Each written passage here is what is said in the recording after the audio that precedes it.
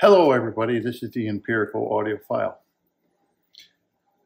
When sometimes you come across music or a CD that is right there on top of the list of something that really shines out compared to other music that you listen to.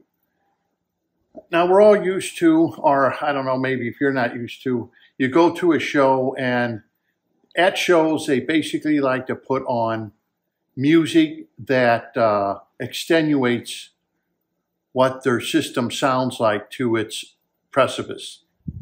And that's very common. Sometimes, I remember that you used to be able to go to shows and you could bring your own CDs. And they would put them on for you. But a lot of times they're streaming music, or they may have a record or something, or they'll put on something that they want.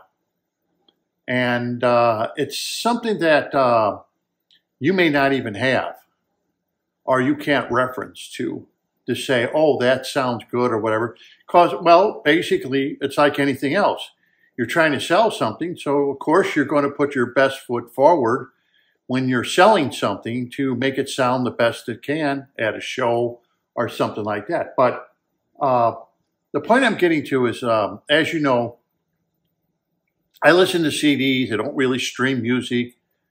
I'd rather just buy the CD and I can have it anytime I want. And through the years, since 1985, we could say, you can see how CDs have evolved. And even though a lot of people say, well, CDs are on their way out, that's not really the case in a lot of instances because they still sell quite a lot of CDs. But streaming, I guess, is the big thing. You pay every month for streaming, and that's the big thing. But I've always felt myself that if you have to wind up paying, $24,000, $14,000 for a streamer, $24,000 for the streamer to get the best quality, because streaming is actually nothing but a computer, a glorified computer that you're overpaying to get music, basically is all it is. In fact, a long time ago at the shows, basically that's what they had, is they had a laptop sitting there to stream the music until iPads came around, and then people start streaming music off the iPads like at shows. But basically they just use their computer, or, whether it be Windows or Apple or whatever you would have, ISO. But anyhow, what I'm trying to get to is sometimes you run across a CD, and if you had to rate it like 1 through 10, 10 being the best, sonic quality-wise, it would rate a 10.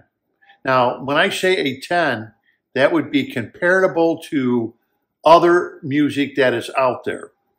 Meaning that in order to achieve a 10, it has to be better than what is being made out there that I have so far. And since I have thousands of CDs, sonically to make a 10 is pretty hard to do, because that means you got to beat the next guy to get that 10. You understand what I mean?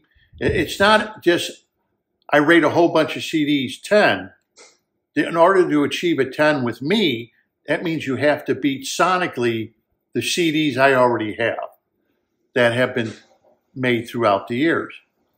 And of course, I've had some very good CDs that were, I felt, like Patricia Barber, for example, that were rated a 10. However, they say the chief enemy of good is better. And that's what happens.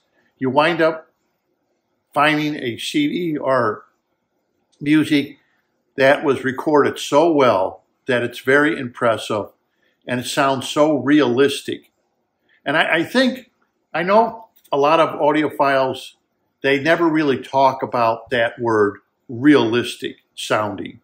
They seem to skim over it or don't even bring it up. Ever notice that? How reviewers will just review a piece of equipment and they tell you about the sound staging and what it doesn't do, or how tight the bass is, or anything. But they never say how realistic it sounds. Does it bring the venue into your room. So when you're listening to something, it sounds real, like you were there.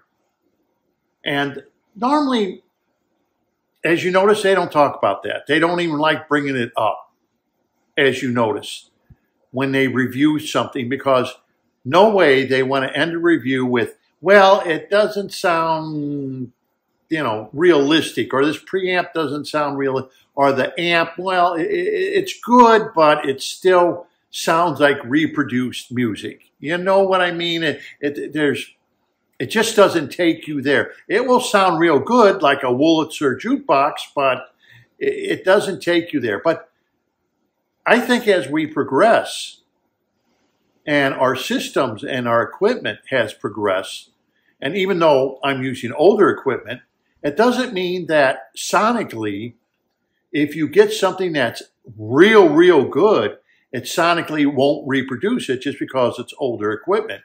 That's false.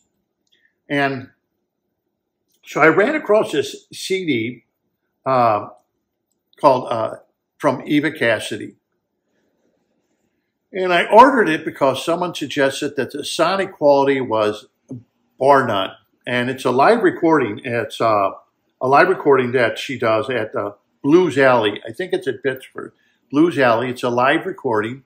But when I say live recording, I don't like live recordings where people are clapping and talking, and that bothers me. I don't buy CDs like that because they're just too annoying, and usually they're not recorded very good. They're recorded okay, but like Patricia Barber, I noticed in this Eva Cassidy, apparently the artists are getting a little more particular on how their music is being reproduced. And therefore they're doing their live recordings where they're telling people, shut up, be quiet, we are recording this. Just like they did with Patricia Barber when I was there.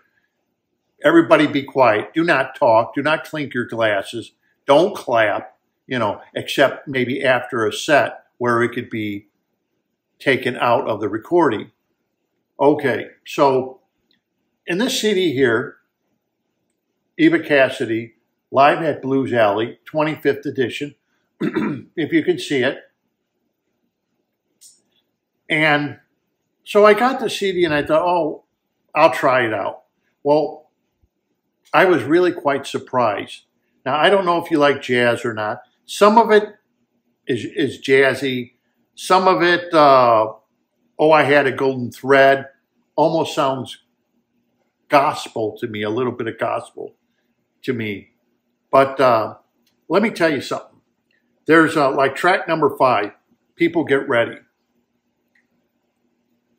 The symbol of the drum, he comes in and he hits it. I don't know how they mic this, but I'll tell you that symbol, when the drummer hits it, it sounds so realistic. And it's at the very beginning, and he'll hit this cymbal, and it just sounds like, damn, that sounds so real. Now, you don't have to play the CD loud to make it sound realistic, because you can see she's on a stage. You can see how she's singing. You can tell the mic, if she's close to the mic or not. You can tell how the instruments are. The clarity is spot on. There's no ad. You're going to hear little ambient noises in there, which you would hear at a live recording.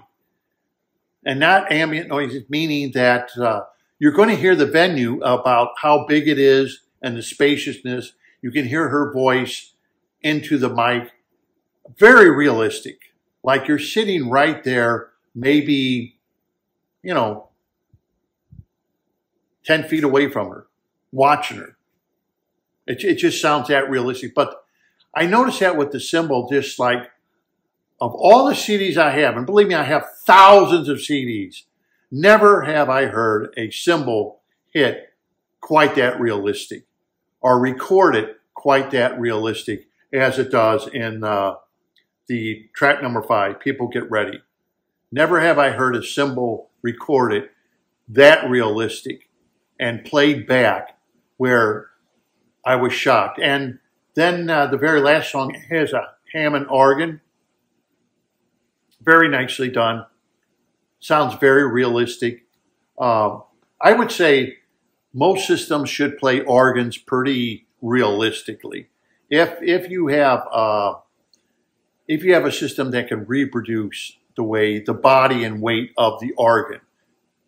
So most systems, if you have speakers and stuff that are big enough to produce that body and weight of a Hammond organ, or anything like Patricia Barber when she had an organ in her playback, a system should be able to play that, the weight, the body, and the sound quality of these instruments realistically back to you. And definitely the CD reproduces the playback absolutely perfect. So if you don't have this CD, I would get it if you like jazz. Now, it's not bad. I would say the best song on here that I like is Field of Gold, written by Sting, if you remember that song. What a Wonderful World. But it's more of a mellow kind of music because it has Bridge Over Troubled Water. So it's not like your jazz CD that you're used to. It's a little bit, you know, it's not that new age jazz. I don't care for new age jazz. I like old time jazz, you know, Sonny Rollin or something like that. I don't like the new stuff as much, it seems like. But that's just me. You may like it, and that's good. But get the CD. Don't waste time. Order it from Amazon and play it. If you don't hear what I'm hearing, then you know your system isn't quite up to par. It should sound still great, though, okay? Even if your system's not up to par.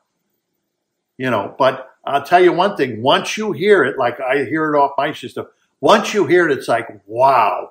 It is. It's a wow factor. Like, I mean, it almost brings goosebumps. Just like, you know, like Fields of Gold. It almost just brings goosebumps. Like her voice and everything. It's like better than any of the recordings I've heard of female voices. Any of them I've heard. And I've heard them all. Karen Cross, Cole, Patricia Barber. It's better than all of them with the way it was done and recorded. Excellent. Excellent. Rate it 10. Rate the music. I'll rate the music maybe 9. Some people may rate it 8 or 9. You know, it's not that music that you listen to and it's like, yeah, this belongs in an elevator. You know, that's the trouble with audiophile CDs. It's like, yeah, they sound good, but who cares? You know, put it in an elevator, you know. So I'm not going to listen to this garbage. It's just notes. You know what I mean? It's notes. And a lot of jazz recordings are that way. They're just notes. It's like, yeah, you know, it's not like Take 5 or something like that, or you know, where it has a good tune where you're, you know, tapping your feet to. So that's all for this short video. I would, if you watch this video, order it immediately. I don't know how long it's going to last, but this is going to show off your system. This is, like I said, if this is a 10, it's based off of thousands of CDs before. It's realistic as you're going to get today of what I've ever heard. And this sounds that realistic. So until next time, this is the Empirical Audiophile. Happy listening, and thank you for watching. Don't forget to subscribe for more videos of me trying to give you information of what's out there so you can judge your system or find out where your system is lacking, and maybe in the future you can buy equipment that's will make you very, very happy.